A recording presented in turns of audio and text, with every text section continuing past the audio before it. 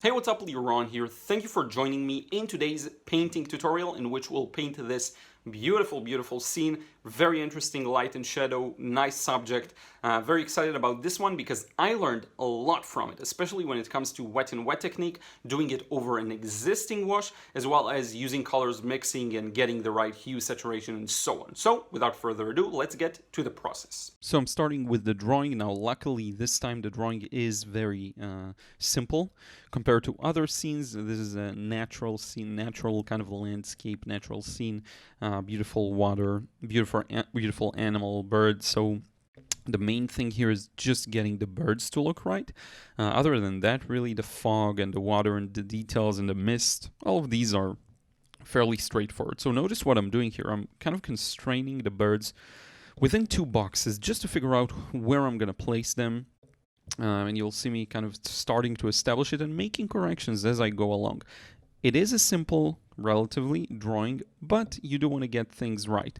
The beauty about these scenes is as long as you get the bird in the right spot and it's kind of accurate, it will still read well as long as you got the right values and so on. Now here I figured I stretched the bird too tall, so I'm erasing and I'm going to draw it a little lower hanging, a little closer, a little more squeezed. I know the wings are kind of flapping and open, but it was a little too much, so I made that small correction just to make it look a little more natural. Notice the shape of the head, a little rounder, and then we got the beak. The legs connect to this kind of a beautiful shadow that anchors it to the ground and kind of saves us some work on the details, really. Now you'll notice due to the thinness of the feathers, some of the wings are a little transparent. That's something to have in mind and take into consideration later on, but for now just pay attention to that. It's a very small detail, but the more you can pay attention to these small details, the more your work will benefit. Now, one big thing that is an important part of the drawing here is, do you see the water and how there are plenty of highlights and sparkle in them? A big thing here should have been, and it's something I did not do correctly, really defining where these areas are going to be and kind of skipping and painting around them.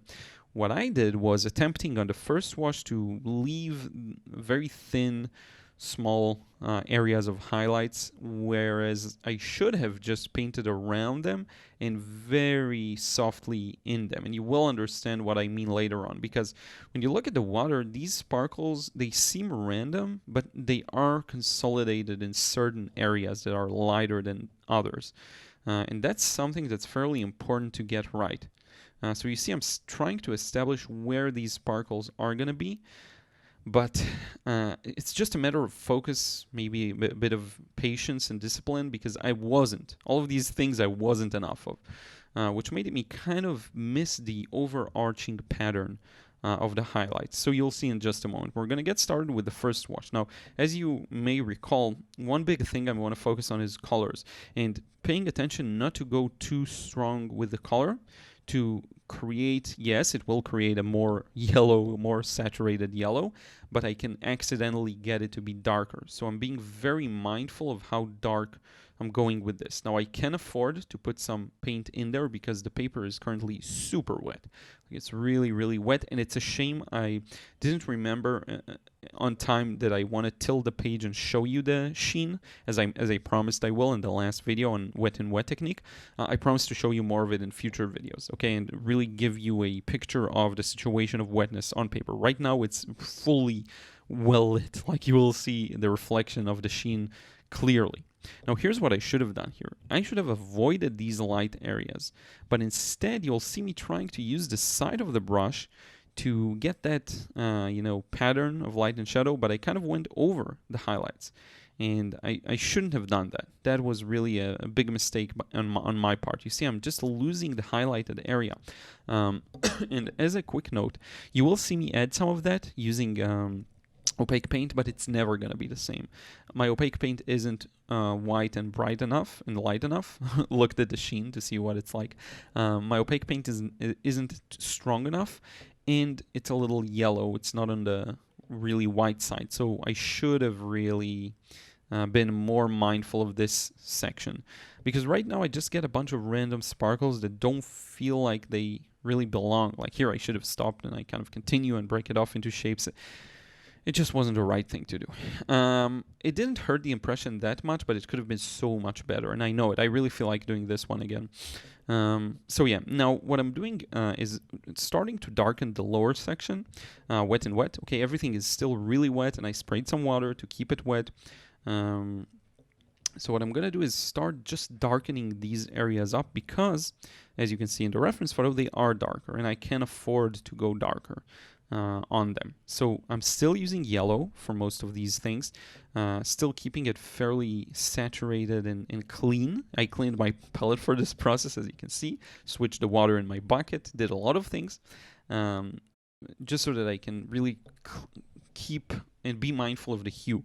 And not just have it mixed with everything. Now I'm mixing a bit of a darker mix to work on the top part of the painting, because as you can see there's this beautiful mist on the water, and the way to convey that is by adding this dark area up top.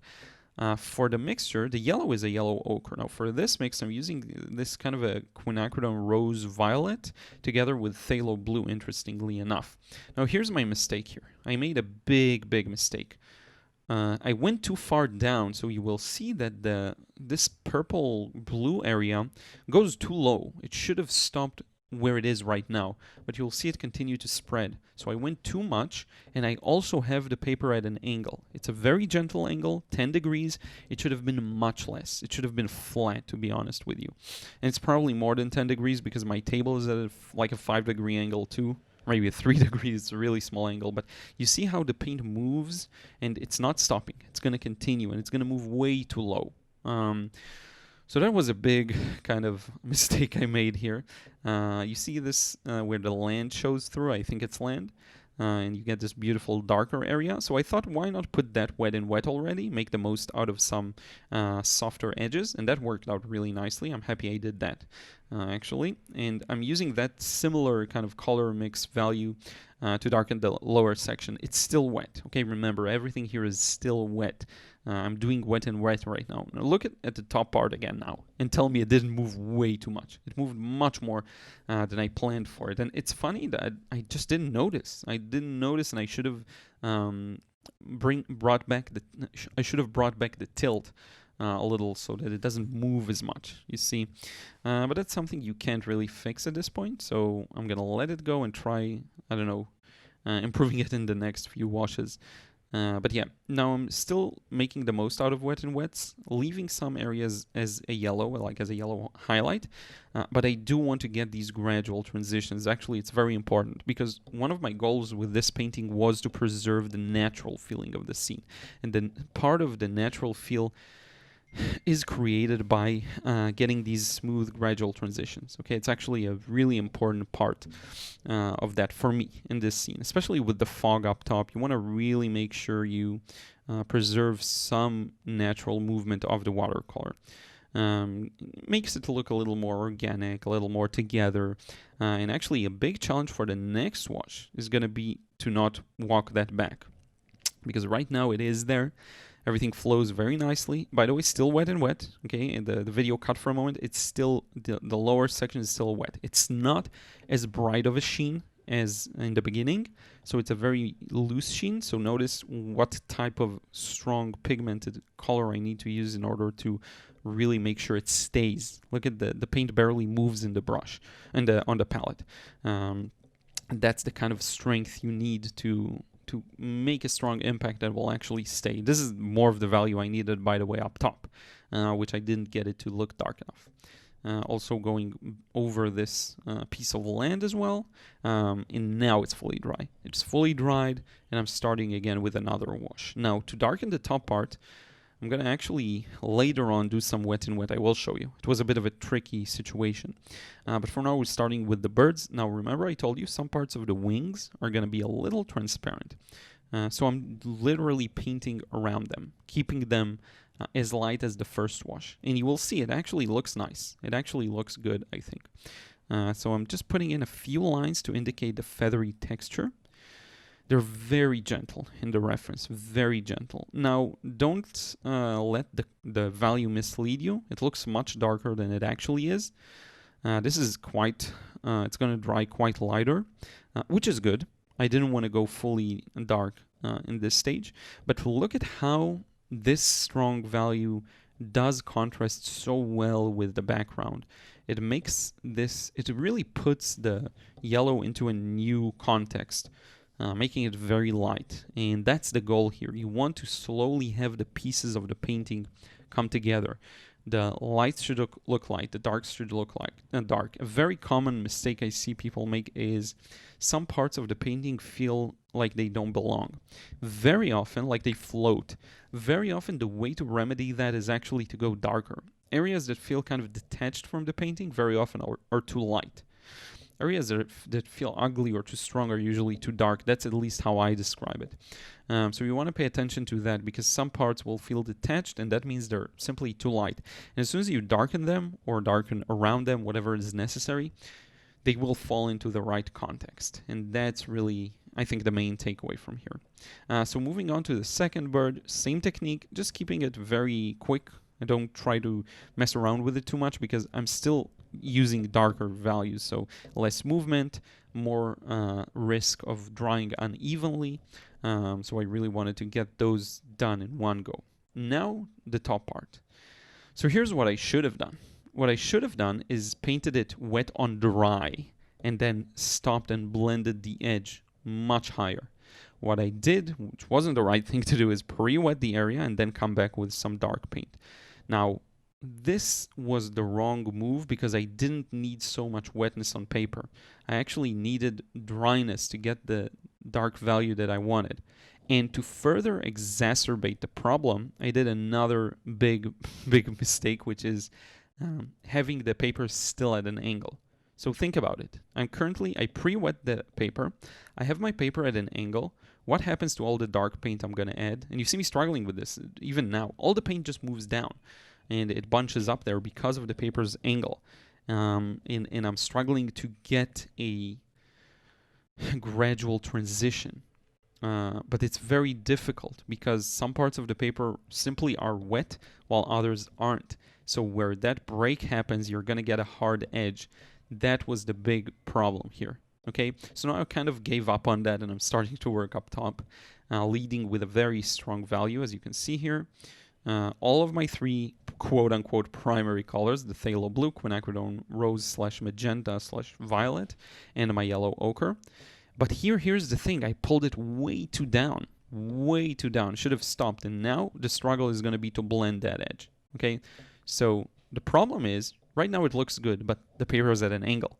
So more paint is going to move downwards. And then still, I'm going to get a hard edge. No matter what I'll do, the edge, I failed that part, to be bold and frank with you. Now, it doesn't mean I ruined the painting, not one bit. I did fail an aspect of it, which is just getting that smooth transition, just preserving that. Look at how much of a yellow section there is in the original one. Look at that. That is so, and by the way, the temperatures are a little off too, but that's fine. I'm actually pretty happy with that. But look at how much more yellowy area and how clearer it is. Not to mention that this paint dried a little too light. Should have gone a little darker. But I was so distracted by that lower edge that I didn't go dark enough. You see how that works? So getting a painting to look good and to look like you want it to look, it's always a matter of multiple factors. It's the devil's in the details. It's how well you did this together with that, together with the other thing, together with everything together. Okay? And it's more like percentages. The more you got things right, the more the percentage of how good the painting is increases. So it's not like one thing fails the entire thing, and it's not like one thing is responsible for the success of a painting. It's always a lot of factors that converge together. Just my 2 cents on that. Now, if you pay attention to the foggy and misty area, it should be lighter compared to the water. And this is exactly the effect I'm going for right now. How do I do that? I darken the water. Now, here's the tricky part. I have to paint it strategically. I have to preserve some highlights. I have to use the right temperature, use the right value. The value is easier, to be honest with you. I just need it to be slightly darker. So I'm still using a tea to milk consistency, probably tea. It's still very light. You see the paint move in the palette. In terms of shapes, that's where my struggle is. Once again did not define clear enough of shapes of the light and shadow and how they work together in the highlights. By the way, it looks better now when I look at it. So let's see if I'm if I do a good job at that section. I don't remember. Yes, okay, so I'm combining it with some areas that are a little darker. Yes, that's good. I'm leaving some areas in the highlight, even though the highlight should be in a different position. Okay, we'll see how it goes. The other bird should be kind of dipping in the highlighted area, but that's fine. Now, to warm it up a little, I'm just adding a bit of yellow. It felt missing to me. I don't know what it looks like through the camera, but in real life, being in front of that, it did feel like that. Now, notice how I already have uneven levels of wetness, which causes some cauliflowers to start to appear on the left. I don't remember exactly how I solved it. I may spray some water on it. Maybe I'll use a tissue, I don't know. But all of these things, if you can't get the effect right on the merit of the technique, they do detract from the simplicity of impression, all of that. So tried using my finger, sprayed some water, try doing everything I can just to get it to move a bit, trying to fix it with the brush. I don't remember how bad of a cauliflower it's going to be, but it's not going to be too bad. That's for sure. But yeah, so I'm at a point right now where with this wash, it could have been much better. I'm softening this edge. I'm very happy with the painting, to be honest with you. I think it's really good. I do think there is a lot of room for improvement, once again. And I don't think that like my skills are deteriorating or anything like that. I actually think my eyes are improving and catching all of the things I would have wanted to achieve that I couldn't and that I didn't manage to. So I think it's actually a matter of me improving, that I'm able to see more of my faults. So hopefully I can produce a better version of this one, and also just to improve for the next paintings, obviously. But yeah, this is just the experience of painting, really. You're always going to get this kind of a back and forth of improving, then producing lesser results, and so on. Now, as I mentioned, doing the opaque highlights for all of the areas I missed. And again, it will never be like paper white. No matter what you do, it will always be inferior to actually managing to preserve those highlights with the paper white, unless you have like a perfect white color that's super opaque, super light. For the most part, it will be felt. So yeah, another thing to add to the list of corrections, or maybe just get a tube of that other paint. Usually this kind of yellowy highlight serves me really well, and it fits right in with my favorite color schemes and all of that. But for this one in particular, I don't know if it was ideal, so to speak. Now I do believe, look at the birds, they're quite transparent still, and I do believe I'm going to darken them in just a moment, and that will actually look good, so I'm pretty happy with that. It's just, by adding all of the darks around, made me kind of see that I need to darken the birds as well. So right after I get this done, I'll probably do that. At this stage, it's just about being patient. It's not about large washes. You don't have to worry too much about messing up the flow or anything like that. I'm just going to take a sip of water. So yeah, we're kind of in the clear. Whatever we screwed up, that's fine. You gotta accept it and move forward. And whatever we can improve, we will improve. And yeah, this is pretty much it. We're really close to the end. It's like 1 more minute, I believe. This painting just showcases to me, again, the things I have to work on. And you have to understand that no matter the level you are and the experience in terms of how long you've been painting, you'll always feel like some aspects are, lacking and require improvement. So if you're there right now, just know that you're going to be there in the future too. So don't worry about it too much. I'm being really as open about it as I can, because you may see other people's paintings and think to yourself, wow, they're light years ahead of me. But actually, they have things they're very unhappy with in their work. I do try to, of course, accept whatever I create and enjoy it, which I do. But it's always this ambition to produce something that's better and better and better and better. Now look at how much this dark paint improved the birds. They just look a little more solid, in my opinion, and they contrast better with the environment. So now I'm going to sign this and we'll remove the tape and we'll wrap it up. Now notice a few things. Had I darkened the top and bottom sections more, I didn't because I wanted to avoid overwork, but had I done that, I think a better focus would have been placed on the birds, because it would have created this natural frame. Just saying. So a lot of things to improve here. I was inaccurate in the colors and the values and all of that. Still, the result is beautiful in my opinion, and I really do like it, and I really enjoyed painting it, which is probably the most important thing, and I hope you enjoyed seeing it. But in any case, yeah, this is it. Thank you once again for watching, and now we can wrap it up. So thank you so much for tuning in. I really appreciate it. As mentioned, so many new insights and lessons that I learned personally from this one. And it's just crazy to think that no matter how many times you're exposed to the same lesson, sometimes it takes time for it to sink in. And hopefully with the next few paintings that have similar techniques, I will feel an improvement, but I have a lot to work on as well. With that said, I'm very happy with the result. I think it does have a nice combination of the softness of watercolor and their good characteristics, alongside good values, good colors, good harmony overall. I really hope you enjoyed this one. If you have, please leave a like. Let me know in a comment down below your thoughts. Subscribe if you still aren't subscribed. I really appreciate it, and it helps this video reach more people. So thank you so much for that, and I will see you again in the next vid real soon.